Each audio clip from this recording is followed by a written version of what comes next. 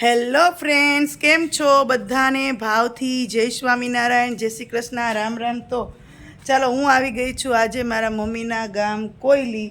અને જો કોયલી મકાનનું કામ હવે પૂરું થવા આવ્યું છે. જો આ ડેલો હાવ બદલાવી જ નાખ્યું છે, સિસ્ટમ બધી.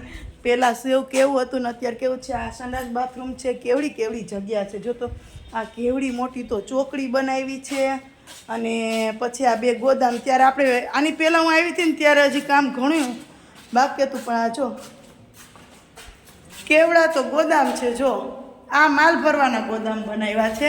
પહેલાં અહીંયા અમારા જૂના મકાન હતા નળિયાવાળા, અને હવે અમે આ સ્લેબવાળા સ્પેશિયલ માલ ભરવા માટે જ બનાવ્યા છે વાડીનો. અને આ બે રૂમ છે. જો આ પણ બીજો મોટો ગોદામ છે. આમાંથી હમણાં તો સામાન વાંચીમાં ફેરવે છે. આજ તો મારા મમ્મીની અહીંયા આવ્યા છે એટલે અમે આવ્યા છીએ. અને આ તો તમે ઓલી વખતે બતાવ્યા હતા કે છે કી જવું છે. જુનાગઢથી આવ્યો ને? જુનાગઢ જવું? હા, જઈ આવો. તો આ મકાન પણ જો અમારા હવે તો અહીંયા કોઈ રહેતું નથી એટલે એમનામ પડ્યું તો બધું કેવું ખરાબ થઈ જાય ને. પણ જો તે દિવસે તો બંધ હતું. અને આ બહુ મસ્ત પ્લાન કરી નાખ્યો છે. જો આ જગ્યા કેટલી મસ્ત કરી નાખી છે. અહીંયા પાણીયારોની કર્યું છે, અને અહીંયા ગેંડી આવશે, અને વાસણની ખાટલી પણ રહી જશે. અને રસોડું તો બહુ મોટું કરી નાખ્યું છે. આ મારા મમ્મીનું એનું અમારું પહેલાંનું જૂનું ફ્રીજ હતું, એ એમને અમે રાખી દીધું હતું કે ક્યારેક કામ આવશે એટલે. આ ફ્રીજ ને આ જો પહેલાંનું ઓલું હોય ને વાસણ મૂકવાનું કાનસ કહેતા એ. અને આ પણ જોવો બહુ સરસ કરી નાખ્યું છે. રસોડું પણ બહુ મોટું કર્યું. એટલે અમે હવે ક્યારેક વેકેશનમાં આવશું ત્યારે અહીંયા આવીએ, ક્યારેક રજામાં મારી મમ્મી આવ્યા હોય ત્યારે આવીએ તો બહુ મજા આવે. હમણાં તો આ બધું સિમેન્ટ ને બધું ઉડે છે ને. મારી મમ્મી જો મોઢે બાંધીને એને છે ને એલર્જી છે ને થોડીક ડસ્ટની, એટલે એ મોઢે બાંધી જ રાખે છે. પણ એ છે ને હમણાં રાજકોટથી આવ્યા છે કે થોડું ઘણું કારીગરને ચીંધે તો આપણું કામ વ્યવસ્થિત થાય ને. કારણ કે આપણે પછી ક્યાં પથ્થર મૂકવા હોય ક્યાં નહીં. એટલે ના બહુ મોટી જગ્યા. જો ડેલો અને હા જગ્યા થઈ ગઈ. પણ હવે જગ્યા થઈ ગઈ તો અહીંયા કોઈ રહેવાવાળું છે નહીં. અને પહેલાં હતા ત્યારે ઓલી નાની હાકડી ગલીમાંથી એને ત્યારે એક રૂમમાંથી બીજા રૂમમાં ત્રીજા રૂમમાં એમ જતા બધા. ત્યારે દુનિયાના આજુબાજુ માણસો તો હવે આજુબાજુમાં પણ એટલા બધા રહેવાવાળા નથી. અને મમ્મીને એ રાજકોટ છે એટલે એ ક્યારેક જ આવે તો જો છે ને કેવો મસ્ત પ્લાન થઈ ગયો છે.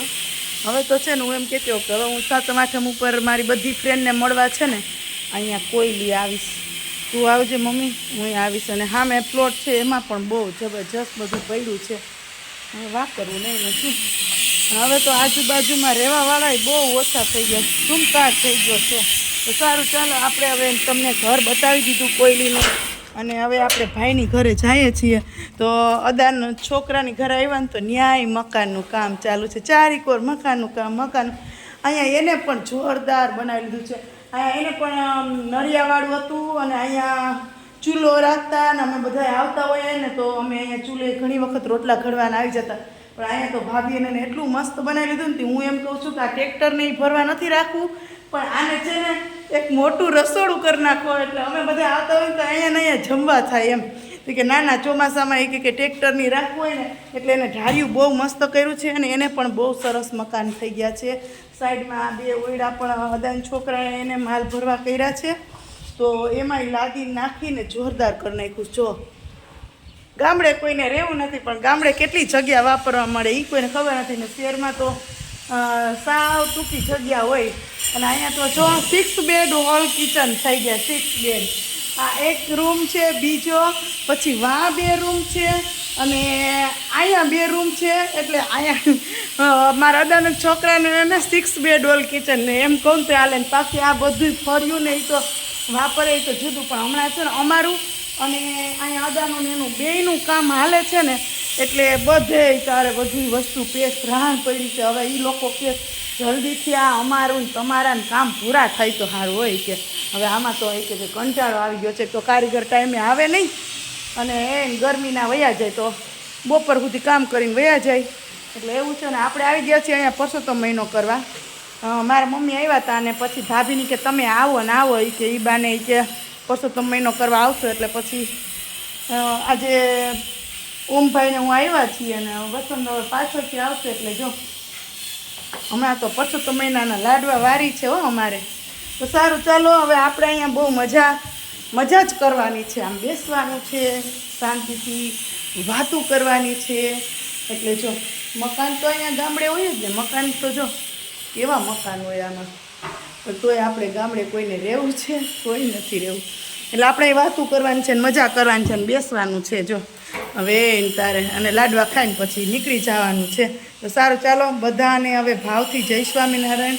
હવે પછી હું પાછી વાપીઓ વળગી જઈશ તો અહીંયા જ મારો વ્લોગ પૂરો કરી નાખું, બરાબર છે. અને મારું ઘર જોઈને મને બહુ આનંદ થયો કે જ્યાં આપણે નાનપણ વિતાવ્યું હોય ને જ્યાં મોટા થયા હોય, જ્યાં બધા શેરીમાં રહીમાં હોય ને એવું બધું સરસ મજાનું આપણું ગામડાનું પહેલાંનું યાદ કરીએ ને તો એમ થાય કે હા પાછા હવે કેદી અહીંયા આવશું આટો દેવા. એટલે હું તો એવો આગ્રહ રાખું કે 7મ 8મ એને એવો તહેવાર હોય ને ત્યારે મમ્મી તારા અહીંયા આવું એટલે એ બાને અમે આવીએ ને હું કહું એમ. એટલે સારું ચાલો બધાને ભાવથી જય સ્વામિનારાયણ.